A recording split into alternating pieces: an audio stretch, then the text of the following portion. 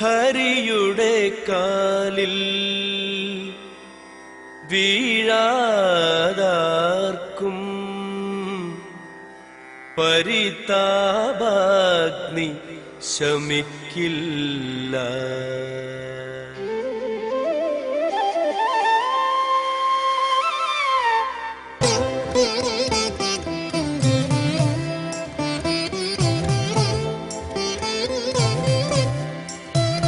ധ്യാനജപാദികൾ ചെയ്തിടാത്തോൻ ആനന്ദാമൃതമുന്നില്ല.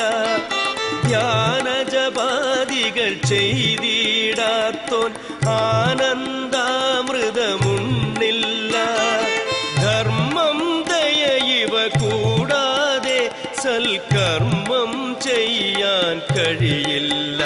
സൽക്കർമ്മം ചെയ്യാൻ കഴിയില്ല.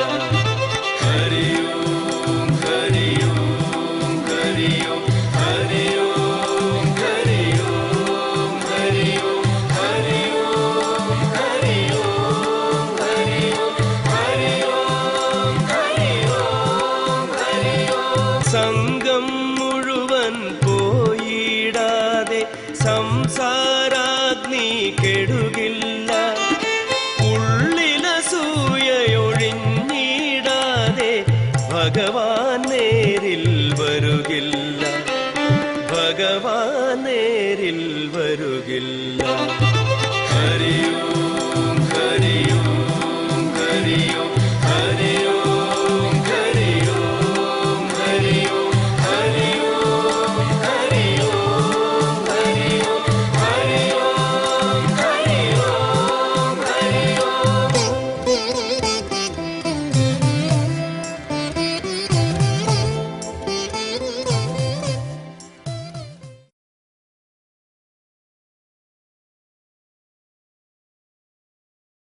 അർജുനൻ ഭഗവാൻ ശ്രീകൃഷ്ണനെ കാണാൻ വേണ്ടിയിട്ട് ദ്വാരകയിലേക്ക് പോകുന്ന സമയം ഏറെ പ്രതീക്ഷയോടുകൂടിയിട്ടായിരുന്നു അർജുനൻ പോയത്.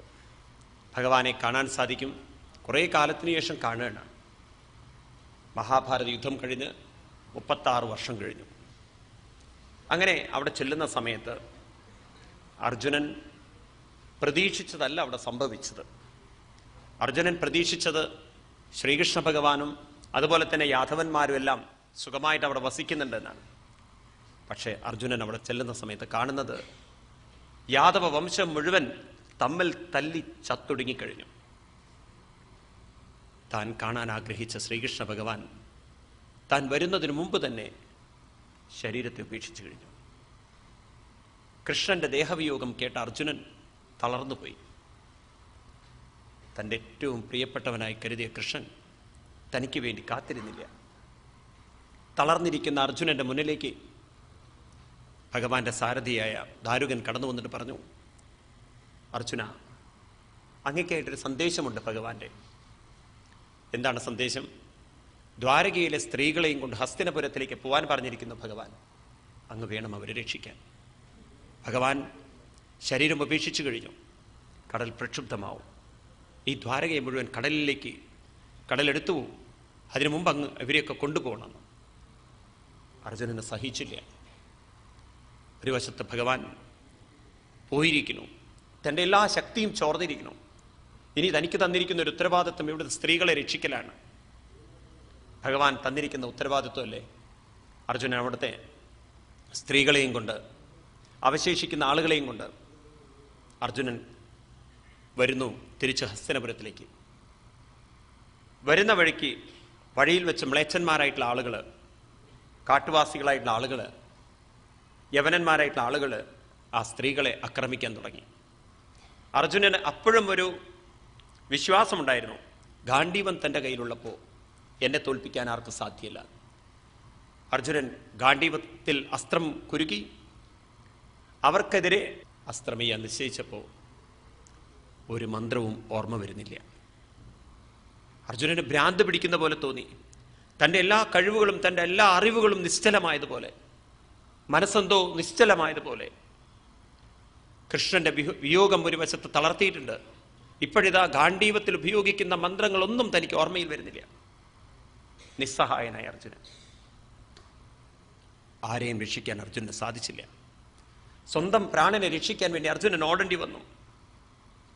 അവിടെ നിന്നും അർജുനൻ ഓടുന്ന സമയത്ത് കിരീടമില്ല, വസ്ത്രമെല്ലാം മുഷിഞ്ഞ് യവന്മാരുടെ തല്ലും കൊണ്ട് അർജുനൻ ഭീരുവിനെ പോലെ ഓടി വരുന്ന ഒരു രംഗം. അത് ആ വഴിയിൽ വരുണദേവൻ കാത്തിരിക്കുന്നു. അർജുനന്റെ മുമ്പിൽ തൊഴുതുകൊണ്ട് പറഞ്ഞു, അർജുനൻ, ആ ഗാണ്ഡീവം തിരിച്ചു തന്നേക്കും. അതിൻ്റെ ശക്തിയെല്ലാം നിഷ്പ്രഭമായിരിക്കുന്നു. ഇനി അതുകൊണ്ട് അങ്ങേക്ക് പ്രയോജനമില്ല, തിരിച്ചു തന്നേക്കും. അർജുനന് ഉൾക്കൊള്ളാൻ പറ്റാത്ത വാക്കുകളാണത്. ഇത്രയും കാലം തന്നെ ജയിപ്പിച്ച, തനിക്ക് സമൂഹത്തിൽ മാന്യമായൊരു സ്ഥാനം തന്ന ഗാണ്ഡീവം ഇന്നിതാ തനിക്ക് നഷ്ടപ്പെടാൻ പോകുന്നു.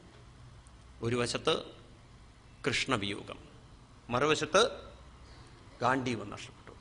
അർജുനൻ തരിപ്പണമായി, തകർന്നുപോയി, മാനസികമായി തളർന്നുപോയി. ആ അർജുനനാണ് തിരിച്ച് ഹസ്തിനപുരത്തിലേക്ക് വരുന്ന രംഗം. ഈ കഥകളൊക്കെ കേൾക്കുമ്പോൾ നമ്മൾ മനസ്സിലാക്കേണ്ട കുറേ കാര്യങ്ങളുണ്ട്.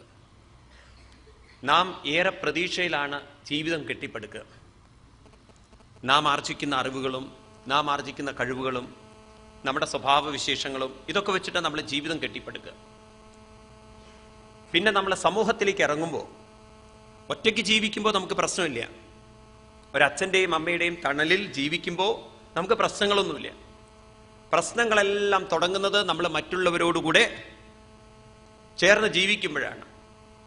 അപ്പോഴാണ് നമുക്ക് മനസ്സിലാവുന്നത് നമ്മളെക്കാളും കഴിവും നമ്മളെക്കാളും അറിവും നമ്മളെക്കാളും സാമർഥ്യവും നമ്മളെക്കാളും പലതുമുള്ള ആളുകൾ സമൂഹത്തിലുണ്ട്. ക്രമേണ ക്രമേണ മനുഷ്യൻ അവനവൻ്റെ അറിവിനെയും കഴിവിനെയും സംശയിപ്പിക്കും. തന്നിൽ തന്നെയുള്ള അറിവും കഴിവും തനിക്ക് തന്നെ തോന്നും ഇതൊന്നും പോരാ, ഇതൊന്നും അല്ല വേണ്ടത്. മറ്റുള്ളവരുടെ സ്വഭാവം കാണുമ്പോൾ നമുക്ക് തോന്നും അവരെ പോലെയാണ് നമ്മൾ പെരുമാറേണ്ടത്. മറ്റുള്ളവരുടെ കഴിവ് കാണുമ്പോൾ നമുക്ക് തോന്നും അവരെ പോലെ ആയിരിക്കണം നമ്മളത്. ഇങ്ങനെ എന്തിനു പറയണു? നാം നമ്മളെ തന്നെ ക്രമേണ ഉയർത്തുന്നതിന് പകരം താഴ്ത്ത. സമൂഹത്തിൽ നല്ലൊരു ശതമാനം ആളുകൾ അങ്ങനെയാണ്. പ്രത്യേകിച്ച് ഇന്നത് കൂടിക്കൂടി വരികയാണ്. കാരണം ഇന്ന് വ്യത്യസ്ത തരത്തിലുള്ള വിദ്യാഭ്യാസ പദ്ധതികൾ, അതുപോലെ തന്നെ അനവധി മേഖലകൾ. ഏത് മേഖലയിലേക്കാണ് പോകേണ്ടതെന്നറിയില്ല, ഏത് മേഖലയിലാണ് എനിക്ക് കഴിവുള്ളതെന്നറിയില്ല, അതാരും പറഞ്ഞു തരാനില്ല. യാന്ത്രികമായിട്ടുള്ള പഠനങ്ങളാണ് ഇന്നുള്ളത്. അങ്ങനെയൊക്കെ നമ്മളെ വളർത്തിക്കൊണ്ടുവന്ന് ഒരു പ്രൊഫഷണൽ രംഗത്തേക്ക് വരുമ്പോൾ അവിടെ അതിനും കഴിവുള്ള ആളുകളെ കാണുമ്പോൾ ചോദ്യവും സംശയവും, എനിക്കിത് പറ്റുമോ? അങ്ങനെ എത്രയെത്ര ആളുകൾ ജീവിതത്തിൽ തകർന്ന് തരിപ്പണമാവുന്നു. അർജുനൻ അനുഭവിച്ച അതേ പ്രശ്നം. അർജുനന്റെ ശക്തിയെല്ലാം ചോർന്നപ്പോൾ അർജുനൻ തളർന്നതുപോലെ ഇന്ന് സമൂഹത്തിൽ പലരും തളരുന്നു, ഇല്ലേ? കാണുന്നുണ്ടല്ലോ. ഇവിടെയാണ് നമുക്ക് ഭാഗവതത്തിൻ്റെയൊക്കെ ഒരു മഹത്വം. അർജുനൻ തളർന്നു. അർജുനൻ തളർന്നിട്ട് തിരിച്ചെത്തിയപ്പോൾ ധർമ്മപുത്രർ ചോദ്യങ്ങൾ ചോദിക്കുകയാണ്. എന്താ ഉണ്ണി ഇങ്ങനെ? നീ ഇങ്ങനെ തളർന്നിരിക്കുന്നുവല്ലോ, എന്തു പറ്റി നിനക്ക്? എന്താ നമ്മുടെ വസുദേവർ ജീവിച്ചിരിക്കുന്നില്ലേ? ദേവകി അമ്മ ജീവിച്ചിരിക്കുന്നില്ലേ? ബലരാമസ്വാമി സുഖമായിട്ടിരിക്കുന്നില്ലേ? അവിടുത്തെ ഭഗവാന്റെ മക്കളായ പ്രദ്യുമ്നൻ, സാമ്പൻ തുടങ്ങിയിട്ടുള്ളവരൊക്കെ സുഖമായിട്ടിരിക്കുന്നില്ലേ? നമ്മുടെ പ്രിയങ്കരനായ സുഹൃത്തായ സാരഥിയായിരുന്ന എല്ലാമായിരുന്ന കൃഷ്ണൻ ജീവിച്ചിരിക്കുന്നില്ലേ? കൃഷ്ണന് സുഖം തന്നെയല്ലേ? നീ എന്താ അവിവേകം വല്ലതും കാണിച്ചുവോ? നിനക്കെന്തു പറ്റി എന്നിങ്ങനെ ചോദിച്ചപ്പോൾ അർജുനൻ ഉത്തരം പറയുന്ന ഭാഗമാണ് 15-ാം അധ്യായം. വഞ്ചിതോഹം മഹാരാജാം ഹരിണാ ബന്ധുരൂപിണാം യേന മേ ഭഗതത്തേജോ ദേവവിസ്മാപനം മഹൽ യസ്യ ക്ഷണവിയോഗേന ലോകോ ഹി അപ്രിയദർശനാം ഉക്തേന രഹിതോ കേശാം മൃദക പ്രോച്യതേ യഥാ. വഞ്ചിതോഹം മഹാരാജാ ഹരിണാ ബന്ധുരൂപിണ യേന മേ അപഹൃതത്തേജാം യേന ദേവവിസ്മാപനം മഹൽ. ഞാൻ വഞ്ചിക്കപ്പെട്ടു എന്നാണ് പറയുന്നത്. ഞാൻ വഞ്ചിക്കപ്പെട്ടു. എൻ്റെ എല്ലാം ആയിരുന്ന കൃഷ്ണൻ എനിക്ക് നഷ്ടപ്പെട്ടു. എൻ്റെ എല്ലാം ആയിരുന്ന സർവസമൃദ്ധിയും തേജസ്സും എനിക്ക് നഷ്ടപ്പെട്ടു. ഞാൻ വഞ്ചിക്കപ്പെട്ടു ഭഗവാൻ. അധ്യക്ഷ, ഭഗവാൻ എന്നെ കൈവിട്ടു, ഭഗവാൻ എന്നെ കാത്തിരുന്നില്ല എന്ന് പറഞ്ഞുകൊണ്ട് അർജുനൻ ആ ഭഗവാന്റെ ഓരോരോ കാരുണ്യത്തെയും ഓർത്തുകൊണ്ട് പറയാണ്, യൽ സംശ്രയാൽ ദ്രുപദഗേഹമുപാഗദാനം രാജ്ഞാം സ്വയംവരമുഖേ സ്മരദുർമദാനം ചേജോഹൃതം ഖലു മയാഭിഹതശ്ച മത്സ്യാം സജ്ജീകൃതേന ധനുഷാദി ഗദാച്ച കൃഷ്ണാം. ജ്യേഷ്ഠ, അങ്ങയ്ക്ക് ഓർമ്മയില്ലേ, നമ്മളെ അരക്കില്ലത്തിലിട്ട് ചുടാൻ നിശ്ചയിച്ചുകൊണ്ട് കൗരവര് കുതന്ത്രം പണിതപ്പോ വിതുരയുടെ സഹായം കൊണ്ട് നമ്മൾ പുറത്തു ചാടി നമ്മൾ പാഞ്ചാല ദേശത്തിലെത്തിയപ്പോൾ ആ പാഞ്ചാല മഹാരാജാവിന്റെ സ്വയംവരത്തിൽ നമ്മളെ ബ്രാഹ്മണ വേഷം കെട്ടി പോയ സമയത്ത് എല്ലാ രാജാക്കന്മാരും വിവാഹത്തിന് വേണ്ടി തയ്യാറായി വന്നിരിക്കുമ്പോൾ ബ്രാഹ്മണ വേഷധാരിയായി ഞാൻ അർജുനനാണെന്ന് അറിഞ്ഞിട്ട് കൃഷ്ണൻ എന്നെ സപ്പോർട്ട് ചെയ്തിട്ട് എനിക്ക് ആ നിഴലിൽ കാണുന്ന മത്സ്യത്തെ താഴെ നോക്കി അമ്പ ചെയ്ത് വീഴ്ത്തി പാഞ്ചാലിയെ ഭരിക്കാൻ സാധിച്ചപ്പോൾ അന്ന് കർണനടക്കമുള്ള രാജാക്കന്മാര് ബ്രാഹ്മണർക്ക് കല്യാണം കഴിച്ചു കൊടുക്കാനാണോ ക്ഷത്രിയരെ വരുത്തിയത് എന്ന് പറഞ്ഞ് ആ പാഞ്ചാല രാജാവിനെ അപമാനിക്കാൻ ശ്രമിച്ചപ്പോ അന്ന് കൃഷ്ണ അങ്ങ് കൂടെ ഉണ്ടായിരുന്നുകൊണ്ടല്ലേ ആ പാഞ്ചാലിയെ എനിക്ക് സ്വീകരിക്കാനും കൈവരിക്കാനും സാധിച്ചത്. അങ്ങയുടെ ഒരു കാരുണ്യം ഇല്ലായിരുന്നെങ്കിൽ എനിക്ക് പാഞ്ചാലിയെ കിട്ടുമായിരുന്നു. യക്ഷ യൽ സന്നിധാവഹം ഗാണ്ഡവമഗ്നദേയാം ഇന്ദ്രം ച സാമരഗണം തരസാ വിജിത്യാം ലബ്ധ്വാ സഭാ മയകൃതാൽ അത്ഭുത ശില്പമായ ദിഗ്ഭ്യോഹരന്നപദയോ ബലിമദ്വരേത്തേ. ഏതൊരു ഭഗവാന്റെ കാരുണ്യം കൊണ്ടാണോ അന്ന് ഇന്ദ്രന്റെ ദർപ്പം അടക്കിക്കൊണ്ട്, എൻ്റെ പിതാവാണെങ്കിലും അടക്കിക്കൊണ്ട് അഗ്നിയെ സന്തോഷിപ്പിക്കാൻ വേണ്ടി ഗാണ്ഡവ വനത്തിന് തീ കൊടുക്കാൻ സാധിച്ചത്, അത് അവിടുത്തെ ഒരു കാരുണ്യം കൊണ്ടല്ലേ കൃഷ്ണ. അതിനുശേഷം മയനെ കൊണ്ട് അത്ഭുത വീടുണ്ടാക്കിക്കൊണ്ട് ഇന്ദ്രപ്രസ്ഥം നിർമ്മിച്ച് അങ്ങേ രാജസൂയം ചെയ്തുകൊണ്ട് രാജാക്കന്മാരെ കൊണ്ട് അങ്ങേ ആദരിപ്പിച്ചത് ആ കൃഷ്ണന്റെ കാരുണ്യം കൊണ്ടല്ലേ. ആ കൃഷ്ണൻ ഇല്ലായിരുന്നെങ്കിൽ ഇതൊക്കെ നമുക്ക് നേടിയെടുക്കാൻ സാധിക്കുമോ ജ്യേഷ്ഠ? യൽ തേജസാ നൃപശിരോംഗ്രി മഹന്മഖാർത്തേ ആരോജനസ്തവ ഗജായുധ സത്വവീര്യാം തേനാഹൃത പ്രമദനാഥമഗായ ഭൂപ യന്മോചിതാ തദനയൻ ബലിമദ്വരേതേ. പണ്ടൊരു രാജാവുണ്ടായിരുന്നു മഗധയിലെ, ജരാസന്ധ രാജാവ്.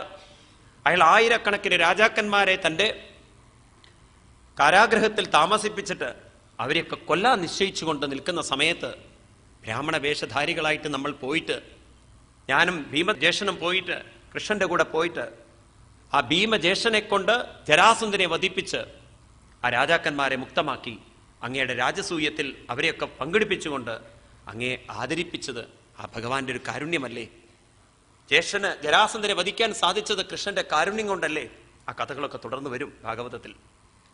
പത്ന്യാസ്തവാദിമക്ലുപ്ത മഹാഭിഷേക ശ്ലാഘിഷ്ടചാരു കബരം കിതവൈ സഭായം സ്പൃഷ്ടം വിഗീര്യ പദയോ പതിദാസു മുഖ്യാം ഹസ്തസ്ത്രിയോകൾ ഹദേശ വിമുക്തകേശാം. ചൂതുകളിയിൽ തോറ്റ് പാവം പാഞ്ചാലി പണയം വെക്കപ്പെട്ടപ്പോ ആ സാധുവിന്റെ വസ്ത്രം നാണമില്ലാതെ കൗരവന്മാർ പിടിച്ചു വലിക്കുന്ന സമയത്ത് ആരും രക്ഷിക്കാനില്ലാത്ത പാഞ്ചാലിയെ കൃഷ്ണന്റെ കാരുണ്യം കൊണ്ടല്ലേ അപമാനത്തിൽ നിന്ന് മുക്തമായത്. ആ കൃഷ്ണനെ നമുക്ക് മറക്കാൻ പറ്റൂ ജ്യേഷ്ഠ? യോനോ ജുഗോപവനമിത്യ ദുരന്തകസൽ ദുർവാസസോരി വിവിധായുധഗ്രപുല്യം ദുർവാസസോരി വിവിധായുധാഗ്രഭുക്യാം ശാകാന്നശിഷ്ടമുപയുജ്യ യതസ്ത്രിലോകിം തൃപ്താമമംസ്തസലിലേ വിനിമഗ്നസംഘ. നമ്മൾ കാട്ടിൽ വസിക്കുന്ന കാലം നമ്മളെ കരുതിക്കൂട്ടി അപമാനിക്കാനായിട്ട് ആ ദുര്യോധനൻ ദുർവാസ മഹർഷിയെ പറഞ്ഞയച്ചു. നമ്മൾ ഭക്ഷണം കഴിച്ചു കഴിഞ്ഞാൽ